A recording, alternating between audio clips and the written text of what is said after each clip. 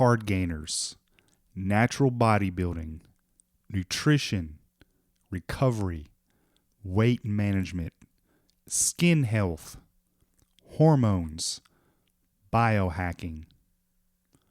Welcome to the Joshua Lappin Fitness Podcast.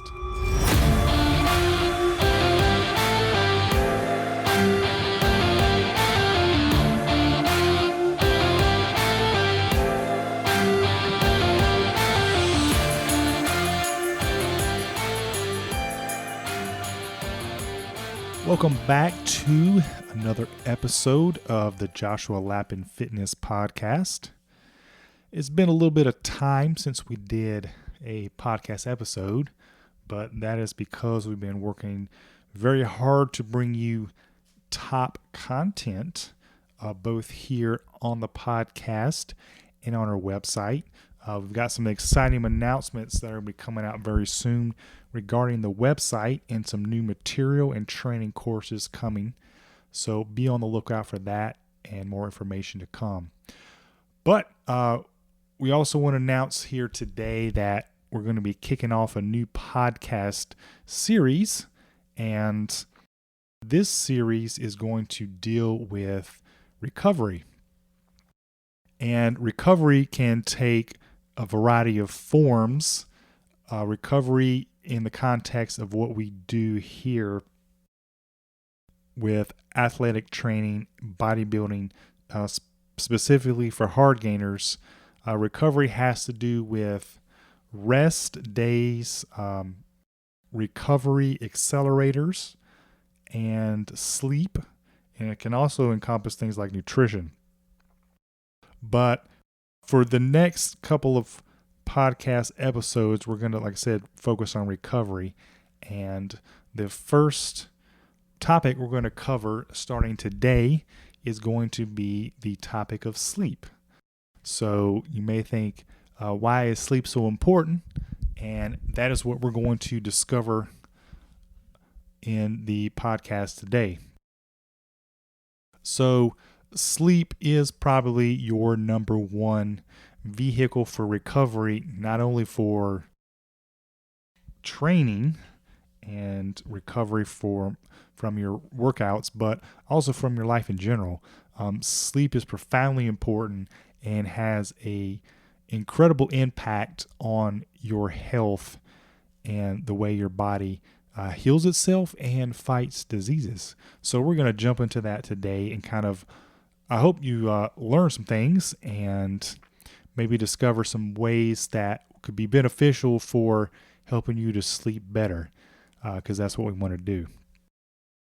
All right, so first of all, I want to just kind of ease into this topic by talking about kind of sleep and our circadian rhythm and the importance of establishing a good routine. Most people sleep at night. However, there are people due to their occupations, their jobs and careers that they don't sleep at night. They actually sleep in the day, which is not as good as sleeping at night, which we'll kind of get into here a little bit. So one of the fundamental things that you can do to improve your sleep is to develop a good routine for your sleep habits.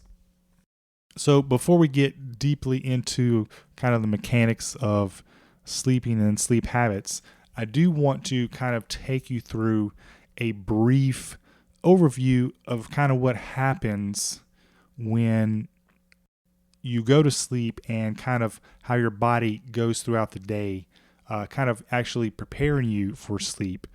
So there's a variety of other things we're going to talk about as well, including kind of your natural sleep patterns, but kind of for the sake of just general discussion here, we're going to start off with the assumption that most people probably go to bed around 10 p.m. at night and they get up around 6 a.m. for work.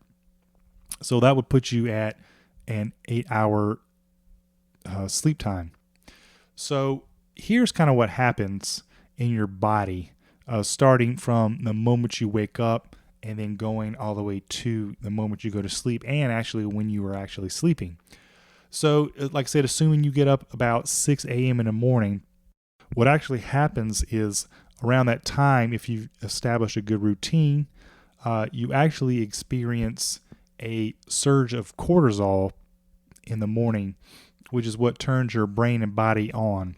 Cortisol, if you don't know, is kind of like a stress hormone.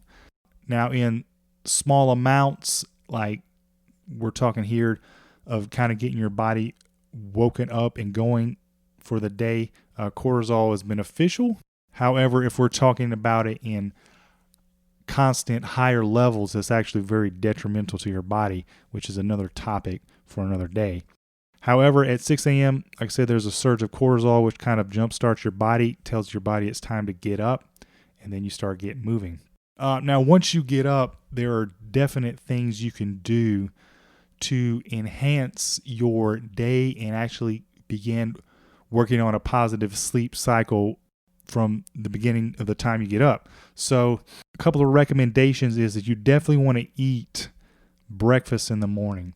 You want to go ahead and jumpstart that metabolism and get it going. You want to get some healthy food into your system. And there is debate on the time and timing of when, like how much time you should go before you actually eat breakfast. But I believe you should definitely eat within an hour of waking. So like I said, it can. I've heard people say anywhere from 30 minutes to 2 hours. I always like to go somewhere in the middle. So definitely try to eat within an hour of the time you get up. And like I said, this already begins to start setting that circadian rhythm or that sleep cycle clock, and kind of gets everything moving, gets your hormones going. Not necessarily your sex hormones, but all the other hormones in your body as well. Also, if you're able to, this is going to be dependent on seasons as well. It's good to be exposed to a little bit of sunlight in the morning. I've heard that from multiple sources as well. So if you can, go outside for maybe 10 or 20 minutes. And it sounds a little crazy, but try to have minimal clothing on, if that makes sense. Honestly, I've heard of some people who walk outside if they have the facilities or a fenced-in yard, they actually go outside naked. So I'm not saying you got to take it that far, but maybe shorts and a tank top, if you're a little more conservative, might be a good start for kind of some morning sunlight exposure. And again, this also helps to begins to set your circadian rhythm.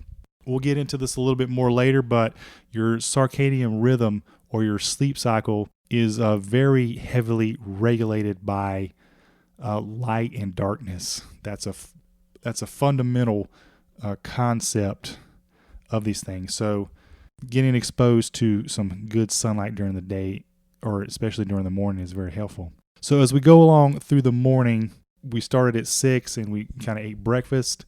Around 9 or 10 a.m., if you're following this sleep cycle circadian pattern, you're going to have your peak of your hormone, specifically your sex hormone secretion.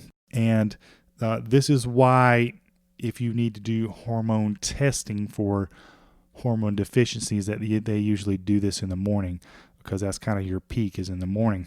You continue along through the day with your routine, and definitely recommend that you're eating healthy. That also helps set your circadian rhythm. And then about 2:30 in the afternoon, you're going to experience kind of a peak of your muscular coordination and reaction time. So somewhere between 2 and 5 p.m. is a really great time for a workout if you're on this routine here, the 10 to 6 here. And that's typically why you kind of find a lot of people who get off at 5, go to the gym and work out. That's actually perfectly natural. If possible, it's actually best for your sleep to work out hard and heavy during the afternoon, which kind of helps relieve that stress, tension, and energy from the day, and kind of sets you on the downward path towards your sleep during that night. Now, I know a lot of you, including myself, actually get up early in the morning to work out, which can put a little bit of stress on the body because it's really pushing the body to peak out earlier than it wants to. However, if that's the only option for you, then definitely do it. It's better to get your exercise in some point of the day than to not get in at all. However, if you do have the choice, working out in the mid or late afternoon could be slightly better for your health. So we'll continue on, of course, throughout the day. Now, the critical thing is, which we'll start getting into the discussion on light, is when we start getting towards the end of the day, towards the evening, that is when the sun starts going down and, it starts getting dark. That is when melatonin production is going to start kicking in. Now, I'm not a scientist, but I'll explain this stuff the best I can. Melatonin is the substance that actually kind of helps induce your sleep and kind of prepares your body for sleep. Like I said, if you're a scientist listening to this, I'm probably not getting this totally accurate, but as long as I can get the general context, that's what we're going for. So the basic point is sometime after, I guess, your dinner time and kind of when you want, you kind of clean up after dinner and kind of start winding down. It's really good to think about minimizing your exposure to light. Light is what your body, when your body receives light in all forms, including artificial light from TVs and electronic devices and even the lights in your house, your body perceives that as trying to be awake and wanting to be awake. And it suppresses the production of melatonin, the chemical in your body that helps you sleep. So if you're constantly exposing yourself to light, even though it's dark outside, your body is going to be confused and is not going to want to produce as much melatonin, therefore decreasing the likelihood of you being able to go to sleep well. So you definitely want to minimize your exposure to light, I would say within an hour or two of trying to go to bed. What I do with this, or the way I accomplish this, is when I know I'm starting to head towards that way, I usually try to do about an hour before I go to bed. I actually start kind of bringing the light levels down in my house. Now, if you've got the dimmers at your house, you can do that pretty easily, especially if you have it automated. I don't have that stuff at the moment. So what I do is I actually just start cutting lights off here and there and bringing down the bigger lights and then kind of switching to the lamps. And I've also got one of those Himalayan salt rocks that puts off a pretty good glow. So slowly I'm starting to bring the light level down in my house, and we'll get to the point where we've only got like reading lamps on and that Himalayan salt rock on. And then finally I'll even pull the lamps off. So then we just have the salt rock that's kind of glowing in the background. And then, about 30 minutes before I go to bed, I try to get in as much darkness as possible. Darkness is what stimulates the melatonin, which helps you to go to sleep. So it's definitely a good practice to start thinking about those things. Melatonin and darkness go hand in hand. Now, when you actually go to sleep and, get into a decent deep sleep, that's when your body actually goes to work and it starts to recuperate. It starts repairing tissues and cells and all the other things that have gone on that you've done yourself during the day. There's a lot of science that goes into that. I'm not going to jump really deeply into that. However, if you are interested, I can point you to some really good resources to help you with that.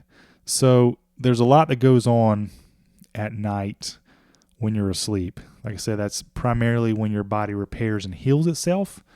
So if you're an athlete and you're wanting to go get bigger and stronger, if you're a bodybuilder, especially a hard gainer, which is what we specialize in, sleep is super critical. You're not going to get strong fast anyway if you're not sleeping enough.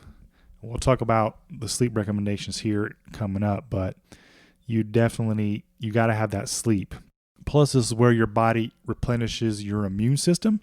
So this is kind of why when you get sick, you kind of want to sleep a lot, because that's when your body is doing most of the work to repair your body and recover itself. I think it's a good idea to start thinking of sleep as in a more positive way. A lot of us think of it as kind of a nuisance that we kind of have to do during the day or some point during the day, just because our body is going to literally shut down on us if we don't. So we try to do it, but we do it as minimal as possible. And that's not really the goal. What we want to do, and I'm not saying we want to become lazy and sleep too much, but we want to get as much sleep as our body needs. And while we are sleeping, we want to create the environment and a situation where we can sleep the best. That way we'll feel the best and we'll get kind of what we're after, which is growth and recovery and strengthening of the body. So that's kind of a really general overview of kind of a sleep cycle and kind of what happens to your body.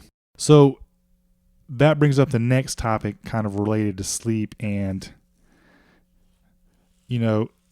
how much sleep does a person really need? Now, this can be hugely variable by person to person due to age, genetics, environment, individual differences, how much you work out. So there's a lot that goes into this. But the general kind of guidelines from the National Sleep Foundation is, and I'm going to primarily target this for adults. So for the young adults, which are ages from about 18 to 25, the sleep recommendation is 7 to 9 hours, as is the recommendation for regular older adults from 26 to 64, which is 7 to 9 hours. When you get into the older adult ages, 65 plus, there is some science behind the thing that, old people don't need to sleep as much. Their sleep recommendations are 7 to 8 hours. But as you can see, the average is still 8 hours a night, no matter what age you are. So it's that's a good starting point to try to get 8 hours of sleep at night. Now, if you are an athletic person, exercise enthusiast, bodybuilder, hard gainer, and you do some of the intense workouts that we recommend and that we promote on our website, you are probably going to need even more sleep than 8 hours.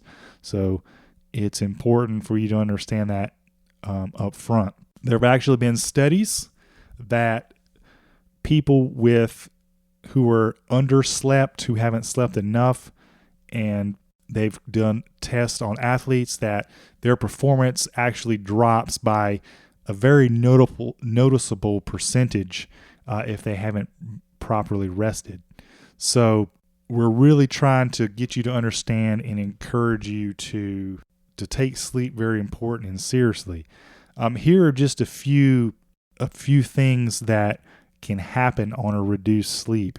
You get reduced cardiorespiratory capacity.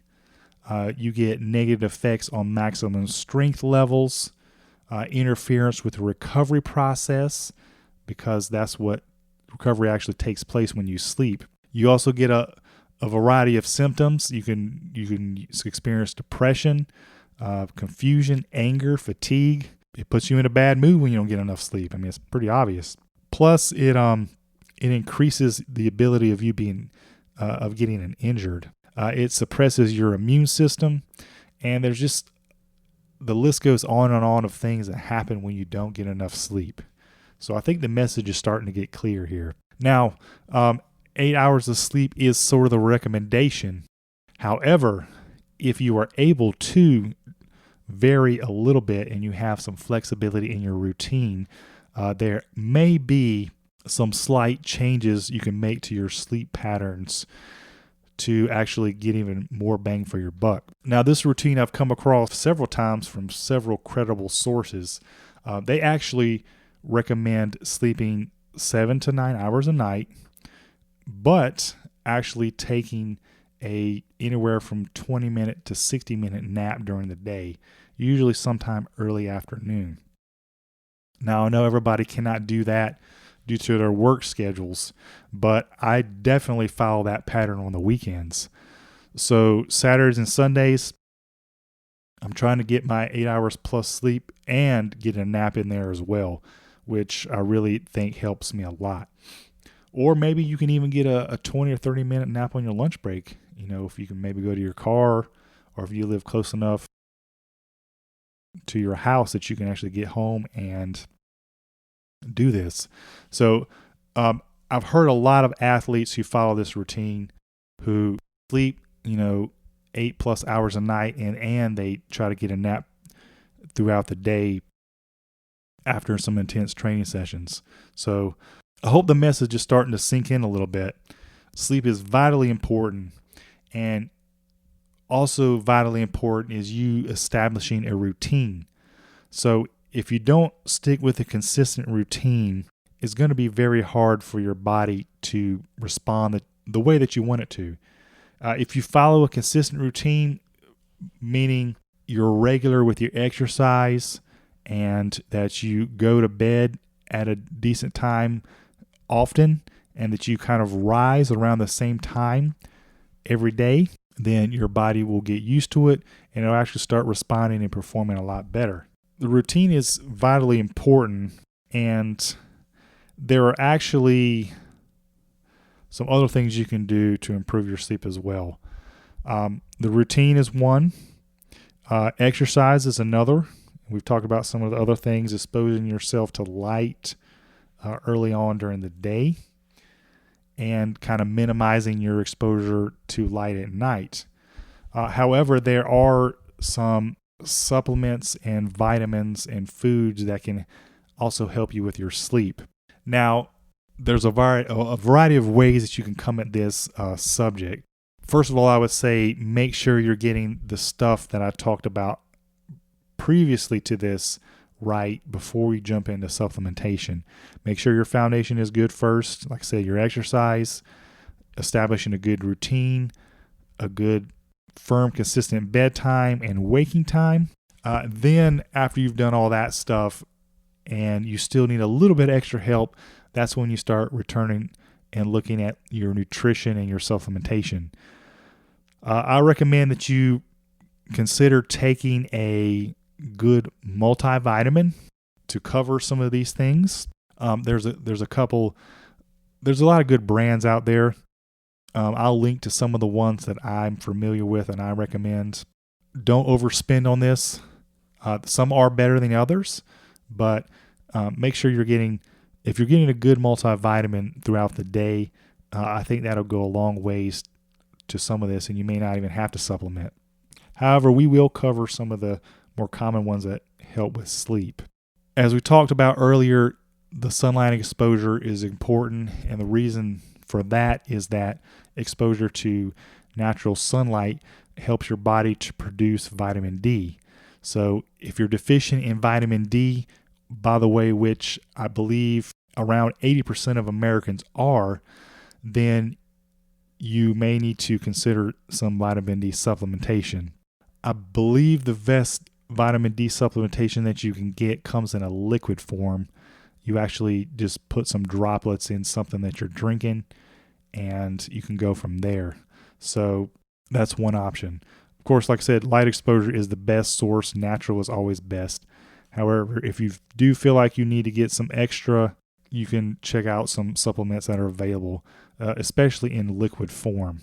Like I said, I'll link to some of these things in the show notes so that you can check them out. One of my favorite brands, though, is the NOW Now brand. They're pretty popular with athletes. They're also very affordable, and they've got good ratings by a variety of independent labs that study purity and things like that. So that's one I would recommend. Another thing that may be helpful for sleep is omega-3s, which are found in fish oil. So I usually cover that base anyway. Like I said, I take a multivitamin supplement every morning along with some fish oil, so I get those bases covered. A couple of other nutrients that are helpful for sleep are magnesium and zinc. So those can be taken as well. Like I said, most of them come in a multivitamin, but some people may need a little extra. However, be careful with the magnesium because excessive amounts of magnesium can actually lead to diarrhea, and that's no fun at all. Now, those are your kind of basic vitamins. From here, we'll move into some other substances that if you're still having trouble, you might want to consider. Tryptophan is one of them. That's the chemical that you find in turkey, which is why when a lot of people around Thanksgiving time will eat turkey, a lot of it, then they get really sleepy and want to take a nap. And that's because of the presence of tryptophan. You can buy this stuff online as a supplement. Just don't go overboard with it. Just don't take more than recommended doses.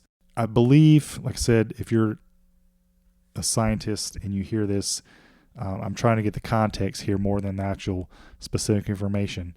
I believe the tryptophan is a precursor to either serotonin or something else that is very helpful for sleep. So taking that can definitely help with sleep. Of course, one of the more popular ones that you can take as well, or you can find on the market, is melatonin, which we've discussed a little bit. Your body produces this naturally, or it should. However, if you are exposing yourself to excessive amounts of artificial light during the evening time, is going to repress your melatonin production. This also includes your electronic devices. So if you're going to bed and before you're going to sleep, you're looking at the phone, you're actually still suppressing your melatonin production. Now, melatonin supplementation is another debatable topic. There's people that say you should supplement with melatonin no matter what, especially if you're in your adult years. And then there's people who think that melatonin should be heavily regulated and they don't want you to take it at all. Here again, I recommend going somewhere in the middle ground. I do frequently supplement with melatonin, not only for sleep aids, but also melatonin is an antioxidant, which helps your body and actually defends your body from a large amount of diseases.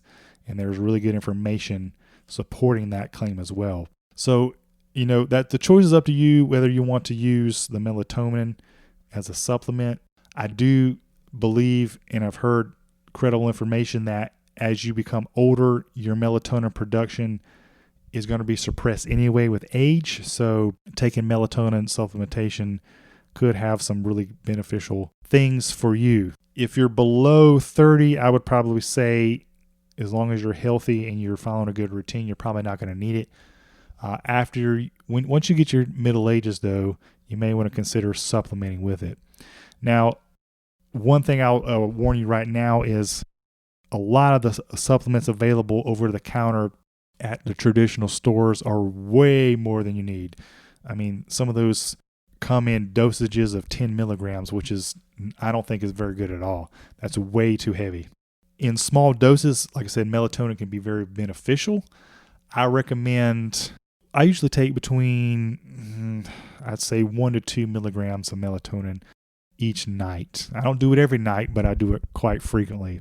And I think that's a good dosage. When you start going over 5 milligrams of melatonin, it has side effects. The side effects are, number one, it makes you have lucid dreams, which means you have very vivid dreams that you remember. And sometimes those dreams may or may not be pleasant. You can actually turn into nightmares.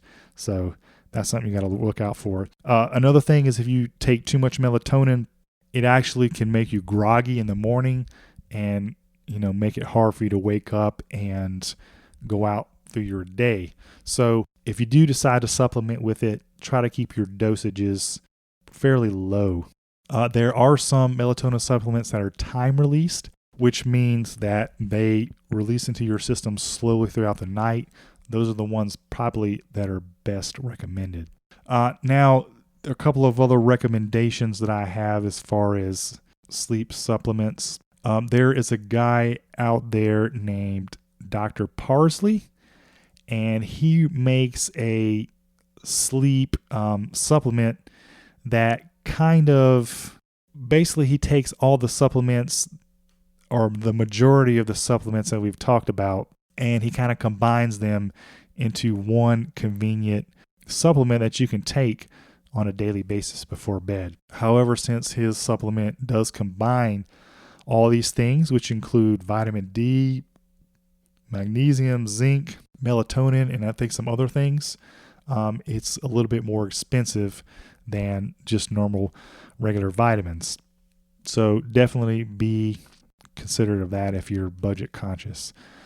There are also vitamins out there available that are made for day and nighttime. So they're supposed to kind of, I guess, give you the vitamins you need kind of throughout the day. They call these things AM and PM vitamins. So you got the vitamins that you take in the morning, and that you have the vitamins that you take at night. The ones you take at night are more geared to or designed to help you sleep. So the ones that I kind of recommend for that are the Thorne multivitamins. I'll try to link to these in the show notes so you can find them easily. Those are a little bit on the more pricey side. So if you're budget conscious, may or may not work, but that's a great brand as well. So those are just some quick ideas for sleep supplementation that you can use and try. And finally, as we start to kind of roll to a close of the podcast, there are some other sleep aids and tips and tricks I just want to recommend real quickly. So, we've talked about the circadian rhythm, the routines, exposure to light in the day, less and minimize at night. It's kind of your foundation. And then we kind of did some supplementation advice. And now we actually want to talk about just a few other things that may be helpful for helping you to sleep. And I use some of these as well. I've seen a lot of people recommend the white noise machines or fans. They kind of produce the same kind of effect. Anyway, the point of that is to drown out background noises that may distract you or interfere you from sleeping. If that's not an option for you, you could also consider earplugs if you're a light sleeper. That's what I do personally, is the earplugs. So the earplugs I use are the wax kind, and they basically isolate me, and I won't say that I can't hear anything, but it significantly reduces a lot of the background noise, so sleep well. Another thing you want to consider doing is actually keeping a cool room. So your body temperature actually drops at night when you sleep, and you can help facilitate that process and actually help it out a lot by keeping your room as cool as possible. Now, this gets into budget territory, but a lot of folks recommend that you keep your bedroom in the 60s at night. Now, that's pretty cold, but hey, I mean, it is what it is. If it works, it's maybe worth trying.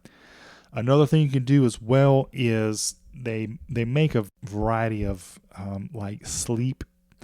they're like sleep pads that you can put on your bed that will help to facilitate that cooling process as well. So a lot of things you can do to help you sleep at night.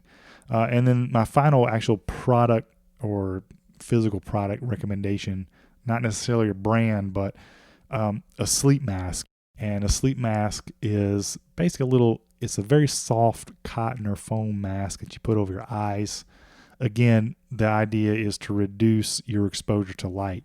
So if your room is really dark naturally, then you're probably not going to need this. But if you're like in an urban environment where you may have lights that still kind of from the city that kind of peek in, even with your curtains, the sleep mask may be something that could be beneficial for you. A couple other things too. If you have a smartwatch, your smartwatch may be able to help you track your sleep.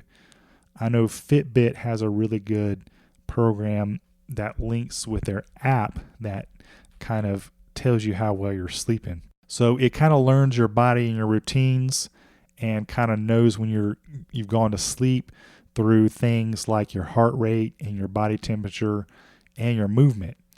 And I had a Fitbit. I still do. I don't use it as much now, but I really got some good insight into my sleep cycles using that. So it can give you a really good indication of like how well you've slept and how deep you've slept as well. So it can be a really good tool in kind of studying your sleep habits. Now, sleep habits are very much like workout routines, and that you kind of got to experiment with them and play around with all these variables. Like I said, routines, different vitamins and supplements, sleep gear, and you've got to really, you kind of need to create and build a routine over time that works for you. And once you do that, be very consistent with it. So I definitely encourage you to experiment with that and start working on your sleep habits and routines. Why? Because of what we covered earlier. If you want to grow, if you want to get bigger and stronger, if you want to have athletic performance, if you want a healthy body, if you want a healthy immune system, if you want to be able to work hard throughout the day and not be grumpy and fatigued, then take your sleep seriously. And like I said, we want to make it sleep as pleasant and as pleasurable experience as possible. I mean, if we got to spend a third of our lives sleeping, we might as well enjoy it. And also, too, I forgot to mention one more sleep piece of gear is your actual bed. Take some time and invest a little bit in a really good mattress. Now, I've tried out the top of the line mattresses. I've tried the Tempur-Pedics and the Sleep Numbers, and they're pretty awesome, but they're also pretty outrageously expensive.